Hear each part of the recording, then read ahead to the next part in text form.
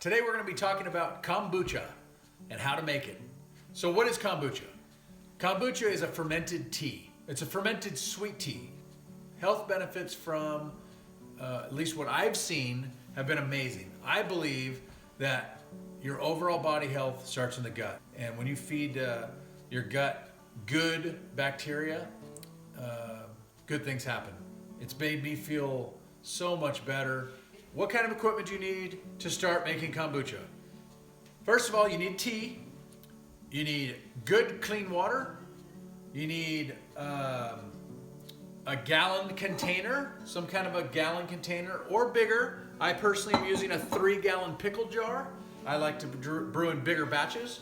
And then you're gonna need some sugar. And we use good, organic, pure cane sugar, non-GMO. That's my preference, but you're gonna wanna use a real, pure cane sugar. Okay, you wanna use a tea that's a really good, solid black tea, a high quality black tea. And in particular, or specifically, a loose leaf tea, not tea bags. Can you see that? So I recommend a loose leaf tea. And the reason for that, and let's say the reason for a black loose leaf tea is that a black tea holds up better to being heated for long periods of time. We're gonna steep it for much longer, 15 plus minutes, 15, 20 minutes. You're gonna steep your tea, and what we're doing is we're trying to drive out as many of the nutrients out of that tea to get into our brew. A green tea, if you get using a green tea, it is going to be tough. It's a lot harder to use green tea. It doesn't steep for as long or you'll start getting a bitter taste. So a black tea is what I recommend. It's just, especially if you're beginning, starting out. If you're on city water, I recommend you go to the grocery store and buy distilled water or purified water to start your brew. After we brew our tea, you need to put sugar. Why sugar? Yeast needs something to eat, and you're feeding the yeast through the sugar. We have over here, we've got water brewing or boiling now. Let's see if it's boiling yet. Okay, we're boiling. So I go ahead and turn it off.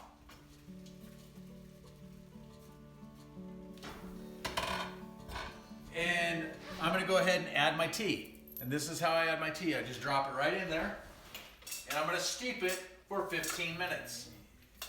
Okay, and I go ahead and set a timer. Go for timer minutes. 15, start. If you don't have a SCOBY and you don't know where to get one, you can buy them online.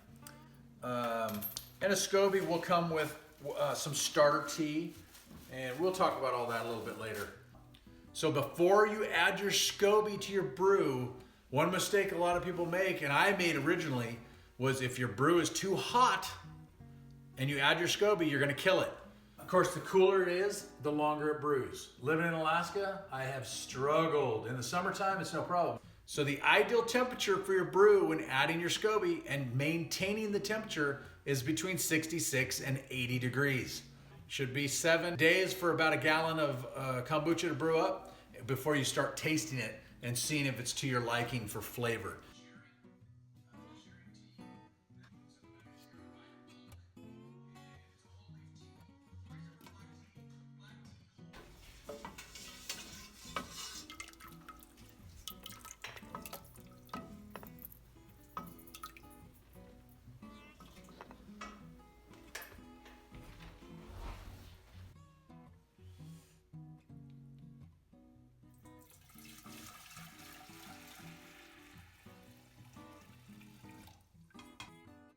Just poured a half gallon of boiling tea. And the reason I only do a half gallon is I know that I'm gonna be making 3 gallons.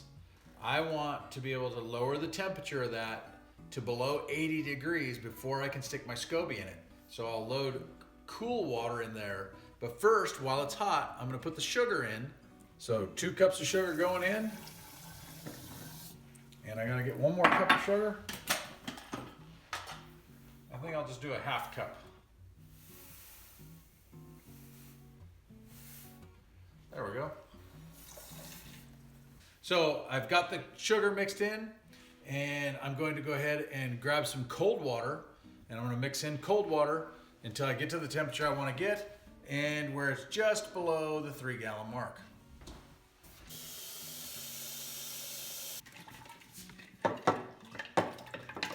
So I'm stirring the sugar in just to make sure that it dissolves into that boiling water, into the tea.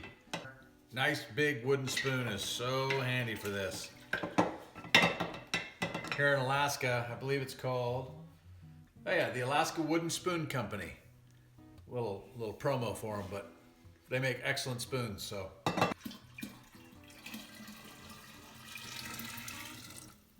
Okay, so this is gonna be my starter tea, and I'll show it to you here. I keep a clean cloth over top of it, and you can see the tea and the SCOBY floating on top there. It's a good clean SCOBY. This is actually a new SCOBY I'm gonna use in this. So I've let the kombucha or the brew cool down to about 80 degrees, and it's ready to put the SCOBY in. So make sure your hands are clean. Here's what a SCOBY looks like.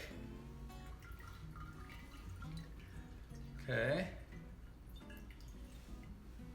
You see that SCOBY? That's what a SCOBY looks like. And we're gonna stick that in there. And then you wanna go ahead and put about a cup or 2 cups of this. I'm gonna go ahead and just fill her up. Okay, pretty good. Maybe a little more. There we go. So I put the SCOBY in, I put the starter tea in, and now I'm just gonna cover it with a clean cloth. And what you want is a fairly tight-knit cotton or cheesecloth or something of that nature. And what we're trying to do is eliminate any foreign matter getting into the brew and possibly starting to create mold. Here is a completed brew. Look at the difference in color. One is a nice golden and one's more chocolatey looking. So you'll know you're getting a good ferment when it starts to turn that nice golden color. You always want to store your SCOBYs in the starter tea. And that way you've got a starter tea that's ready to go for the next batch. A SCOBY will stay good in the starter tea for a very long time. Once it ferments to this first stage, it's perfectly fine to drink. Next up is the bottling, and what I highly recommend is going to a second fermentation. The second fermentation is where you really get to get creative with your kombucha and start adding flavoring. Changes your world. I mean, kombucha is unbelievable. Unbelievable when you start adding different flavors. The yeast eats at that sugar, which creates the carbonation. And once on that second ferment, we're gonna keep it in a sealed bottle.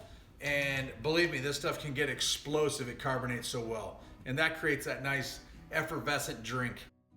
Okay, so you've successfully brewed your first batch of kombucha. It's first fermentation. Now is when, if you want to add flavoring, it's time to do it. So I have a brewed batch of kombucha here, and I need to take the SCOBY out. I've got my container where I'll be sticking the SCOBY. These are excellent bottles. I recommend. They seal real tight, and they give you a good carbonation on your second ferment. You need to wash with soap and water. I just use a bottle brush, soap and water, and then dry them out. And real simple process. Before you start with your second fermentation, you need to decide on what kind of flavoring would you like. I highly recommend that you use some kind of a sweetness. I prefer a berry, some sugar, and something like mint or an herb or a seasoning. All you're doing is in the second ferment, something with sugar, the yeast eats it, creates the carbonation as a byproduct of the process. So that's what we're trying to get. We're trying to carbonate, add a little flavoring. And so I'm gonna go ahead and use, I think I'm gonna go with blueberry mint. I'll try a strawberry mint, and then I've got a marionberry and cinnamon. So let's get started.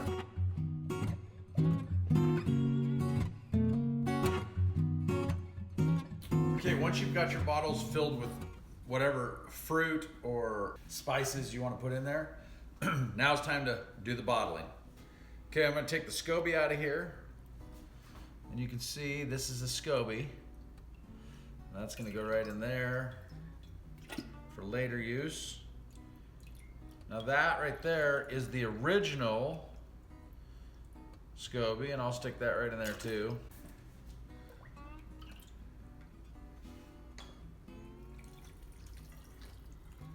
When you fill your bottles up, fill them up as close as you can to the top of the bottle. When this does the second ferment, there will be a little bit of a slug that grows on top. It's just a baby SCOBY. The less head space you have, the less opportunity it has to grow. It's not a big deal. I mean, I've had them where it's on there, it grew on there, and you just drink it. It just goes down. It's not bad for you. Good for the guts. I like to fill them up as full as possible. Once your bottles are filled, you're gonna wanna put them in a warm space, out of direct sunlight. I put mine in a closet upstairs, and I let them sit for 3 to 5 days to carbonate. The first couple days, I'll bleed off the carbonation just so they don't overpressurize the bottles, and then finish them out without touching them. Once you've completed the 3 to 5 days, the second fermentation is complete. They should be carbonated really nicely. I let them sit in the refrigerator for about a day, and then they're good to drink. I hope you enjoy. So thanks for watching our video.